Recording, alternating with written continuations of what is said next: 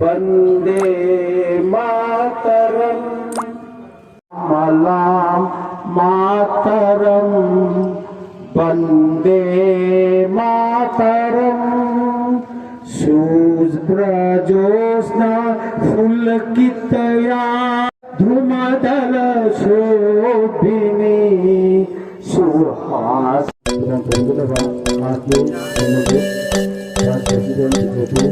Andhra Pradesh in South.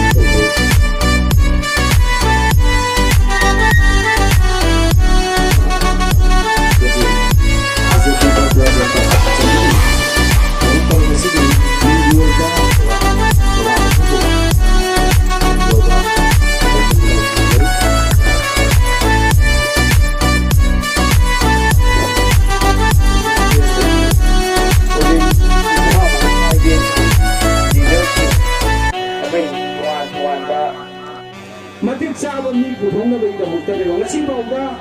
aina thamjaba पुथोंनबगी matam adu yongre haiba wafam gi thamjaba ngasimakke agrongi wakal agrongi diwala pukopra ji soy aide wa manam adu hospital karai leje apabagi apaba ngata ngasigi rajya nithiliba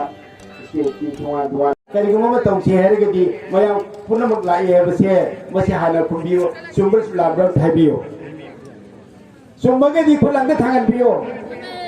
आइखोय BJP ओइरबो नत्रो आइखोय BJP ओइरबो नत्रो मिंग चंदबा सिंह चलदो नत्रो मिंग चलबा सिंह आइखोय पार्टी एसिगी इमु मनुगी सागै एसिगी इमु अमत पुमिनबा इमा इसा इसे मिनेम इसिना वातनी अखोई सगै बीजेपी नि जनता पार्टी की टिकट पीबा पार्टी से पीबा मियोई से तो कुमी केंद्र कहां नि है खुलाव तो पुनंत लौमिन से अखोई की टिकट फंगबा मी दुदा बीजेपी के गुम कैंडिडेट मा एमएलए होंगे नि है से मयाम पुनम तो खुंबियो अखोई की बीजेपी की टिकट फंगबा मी है दुदा अखोई की बीजेपी की टिकट फंगबा मी है दुदा असिगुंबा लिंगे मानन लेरिबा से अफबा युनाक सगै अमदा अफबा सगै अमदा इमाई बिन सिंगना इसाइसु थाजनिंद्रो अदोनी अफबा मी खलु सगै अफबा खलु खलु हाइसिदा खलौबा ताबनी पंगु नमस्ता चिरोन खरोन तौदना कनागुमा पार्टी तुआ तुआ मसिंग लाप मतंदा मदु ताबिरुनो ngasidig mingchanba hauragani mingchannabagi damaktane ngasi khoina mangda matam kaithoktuna yumda sugadaba thabak thoram mayam singa angang senagadawa singda chatuna sing channanaba pata kumdana long khonbagi nomi charat sujriba nomjriba tanjriba ngasi ai imai ben punamak marum mapang punamak lawi simi punamak ngasi di mapamda Siri RK Somojit amadi state sigi amadi district sigi president kendra sigi Premchandra na bolepagi thaudang lawjeraga kaman loina lawjeraga punamaki waina aina mingchali base BJP gi waina ni mana mingchali basu BJP gi wenbiu adu candidate aduna intending candidate na bolepgi haina khaliba miduna sanbasu BJP gi wenbiu amasu wenbiu haibagi wakhalon do hogdok se bani haba sini now my ben khodimaku aina hanamukta dai kokna ani khatang khaidrosi political party ni masing lakna leire ko matanda matamdugi yauriba bharata janata party se siguma leader singduna kadam philonda leirami haibudu aina wai amani khatang thamjage masi akoi khangdaba yadaba amani kidamakta mathurai phara badu mani wai ngaptare aba अखोना पनमया बदा doctor समा मपा माची school तब पदगिना तो उपाध्याय दीनदयाल मसामक्सुनी अतुमा लेबाक सिकी कथोपा लेबाक सिकी दमकता अफब तौबगी दमकता मतमदुदा लेरिबा कांग्रेस गवर्नमेंटना महाकु लौतुनरगा अइना तक अइगी डिस्ट्रिक्ट सिदा केंद्र तरुक सुजई केंद्र तरुक सिदा अइ ngarang सु हाइजगदुनी अइ बीजेपी गी डिस्ट्रिक्ट सिदा एमएलए तरुक पुथोपा हाइबसे प्रजा खोइ म्याम नंतंग लिमिनसी हाइबसे अइ थमजगे याब्रे यादब्रो अदुगा तंग इमाइ बेन लेपियो अकी बलैतना संजन बियो Assistant News Editor ओइना लेजबनी आई फुबाला दगिनी मणिपुर खत्तगी वानटना नॉर्थ ईस्ट की इंडिया की मफम खुदिमक चटलुबा मतमदा यामना खेनबा अमखत लै अखोइना पाउमी ओइबनिना पाउदा अइना थेंगजरपा चटलुबा मफम सिंगदा अखोइगा मीगा खेनबदो लाइन अहुम मरि खक वाही मंगा तरा खक्तंग खक आई मयाम तेनबीरिबा मयाम द थमजरमगे यामना करप्टेड ओइबा डॉक्टर अमगी यामना करप्टेड ओइबा पैसा खक्तद मिहौबा पैसा खक्तंग येंगगा लायेंगबा डॉक्टर अमददी अनाब मियमसे मागी मित्येंगदा सेंदान फम ओइना उइयो to a very corrupted doctor his target patience magi target oina lawe ana badubu phananaba mawongda layengde kumbi kendra da matam kayam sange ana ba phange na luching ba tholak tabase imai ben sing gi inkhonda lay pambi thai the life and longevity of a flower that goes only 1 year imai bengi hingon sangbanda thabiri ba lay pambi do sukna tagi chahi madagi hena samna ma mapunsi hingmoya imai ben sing upambi tharamgani plantation of a tree that may go 20 or 30 or 40 years sahi kutra nipu dagi hena sangna upam biduna mapunsi sangoi why kumbi kendra da cultivation of human being mioi basing sibu sem gen som thorak ta se kari do bagi adugumba luching ba khan mangam da ba imai bel sing no mioi ba samasibu nuksiba adugumba miyam gi pulse mihul khangaga miyam gi mit ki pi gi mamal khangaga luchingba amadi amukta di thagat piro bidhan sabha dane paumi mo ina akoi adugi paudo izage ko yemo mang de lengsen beri basing se laibak thi dana mapuroi ba laita bu suyarum gan mapa ko ba phangda bu su kok thong ma yarum gan jirba imai ben sing Bible sing marumopang sing isininaw sing da ay nawapam makatang di ay hazaram de ayina aygi isada ayina aygi marumopang da ay tikadar oyu haide I never say to my daughter you be a doctor you be an IAS officer you be this and that I isanu pida isanu pada oh mata I haide I say you be a good leader nang apaba miya madi apaba luchingba madi oiro why winning a trophy is not important to us my papa de koida maru oide after that being a good human being apaba miya ma oibuduneva mamang da kumbi kendra da mihoro kaya da ko emele thagat kre being a good human being adu malai tabadagi di ngasi di sothana le pani inkat piro time will tell us the value of life matam na ko ge punsi ge maman tarakani life again will tell us the value of time punsi na matam ge magun amuk ꯑꯩꯈꯣꯏꯗ ꯁꯣꯏꯗꯅ ꯈꯪꯍꯜꯂꯛꯀꯅꯤ ꯆꯞ ꯆꯥꯔꯕ ꯃꯇꯝꯅꯤ ꯏꯃꯥ ꯏꯕꯦꯟꯁꯤꯡ ꯏꯆꯤꯟ ꯏꯅꯥꯎꯁꯤꯡ ꯃꯔꯨꯞ ꯃꯄꯥꯡꯁꯤꯡ ꯆꯞ ꯆꯥꯕ ꯈꯣꯡꯐꯝ ꯑꯃꯗ ꯂꯦꯞꯄꯒ BJPꯗ ꯃꯥꯏ ꯑꯣꯟꯁꯤꯟꯕꯤꯔꯣ ꯐꯤꯔꯦꯞ ꯂꯧꯕꯤꯔꯣ ꯉꯁꯤꯗꯒꯤꯗꯃꯛ ꯌꯨꯝꯗ ꯃꯐꯝ ꯈꯨꯗꯤꯡꯃꯛꯇ ꯍꯥꯏꯕꯤꯈ꯭ꯔꯣ we stand for BJP. Thank you very much.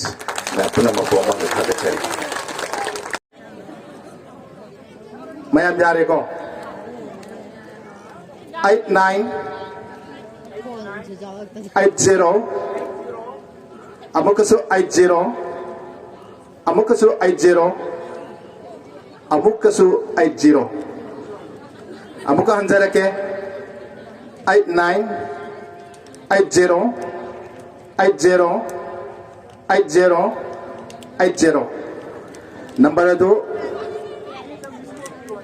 dial tawbiro aduda karigumba kari lake haibado yengbiro aduga karigumba khangdragadi aikoi ngasigi expert singna haibirasanu ngasigi sumlaba yam tangba matamda shuklatagi numit nini khatangda aigi nungsiriba imai sa singda aina haijarubada amadi aigi seminariba maruma pang sing sinau sing ahalamal sing na haijabada amatta chithadana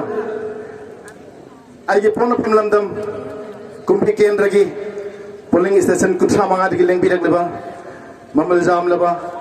ima saklaba ise saklaba isal saklaba marup saklaba ipa saklaba iyamba saklaba pumnamakpu ngasige shukumlaba mitmasibu mapung phan bugidamak tolaba prem sandana pumnamaki laman ton sanjari haina koknon khurumjari loina na ngasige shukumlaba mitmasibu mapung phan bugidamak lengbiraliba ngasige daiste lengsin biliba idam tamasida pokpa idam bandal sira sauba ahan bada ai mingwen panjage seram angaushna president kumbi mandal mahak masagi asil ba mathawa malai bidagi maksing asi isanu pigi mingchandaba yadadana dem college ta magi isanu pigi aroiba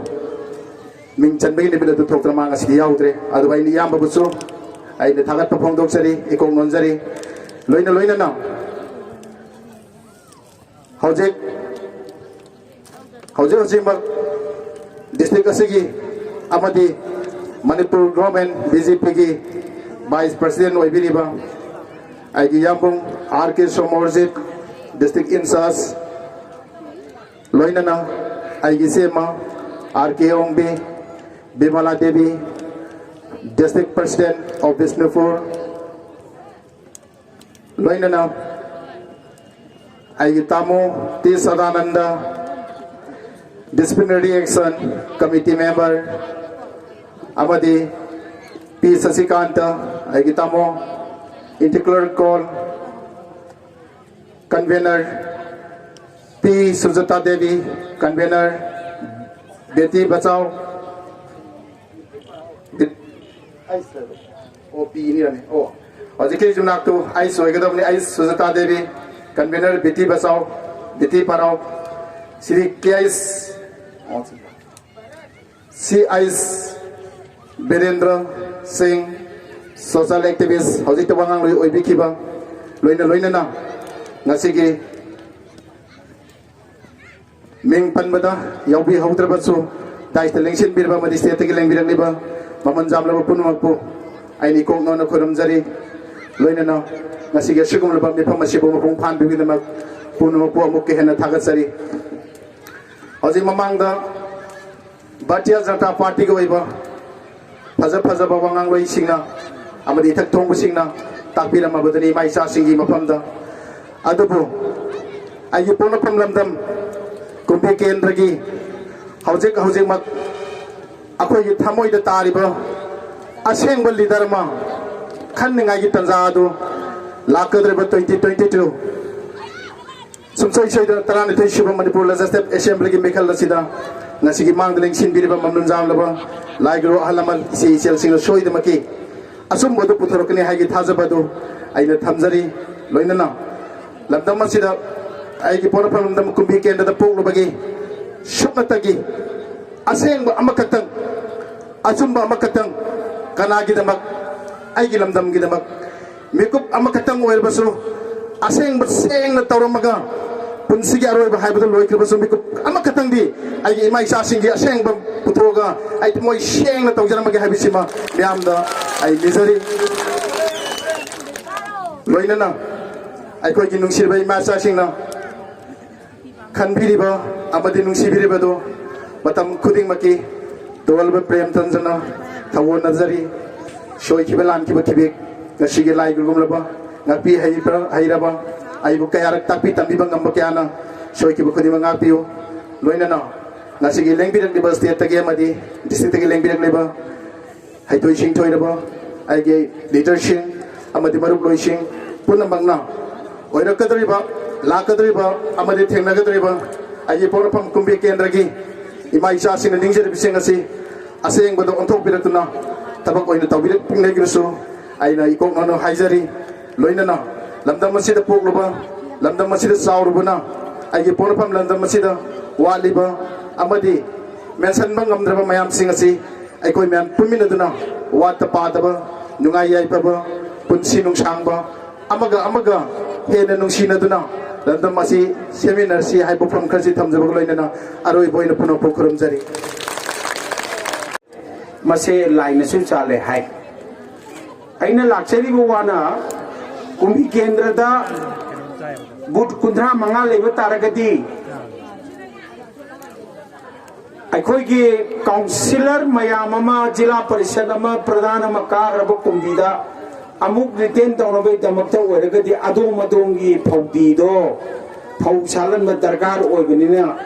MLA khaki wa khanmi no lakadori ba municipal council da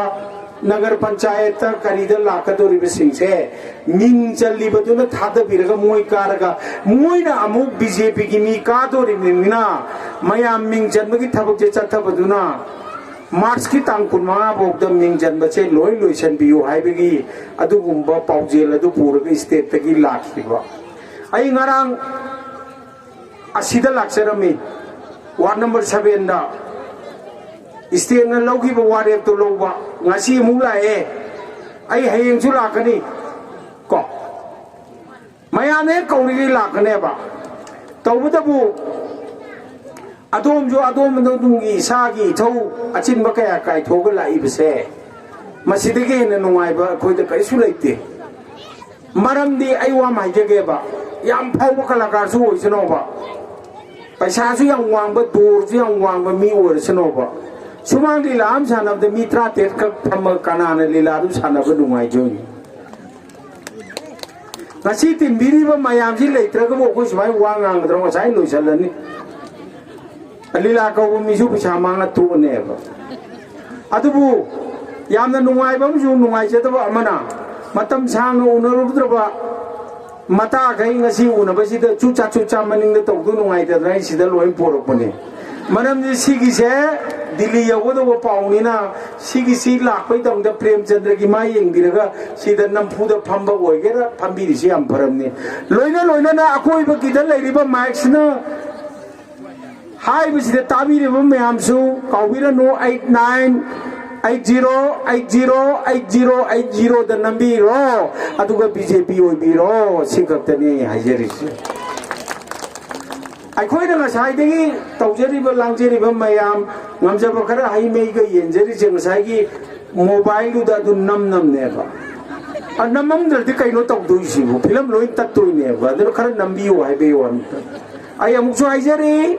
89808080 adu da nambi ro ba get launa kainom thora kani thok ta suya yaroi thorei ba do adongi chesis number ne ba leng dra ba mino hu ba ya dra ba matik sa ba mi puthong na bai da mukta ne ngasi ba ga ai ne khamje ba hospital karai le ye apa ba ngata di wala putu pra ji suai ai de ba manam adu sima te adongi wakal adongi dona bai matam adu yore ha ga wafam ji thamje ba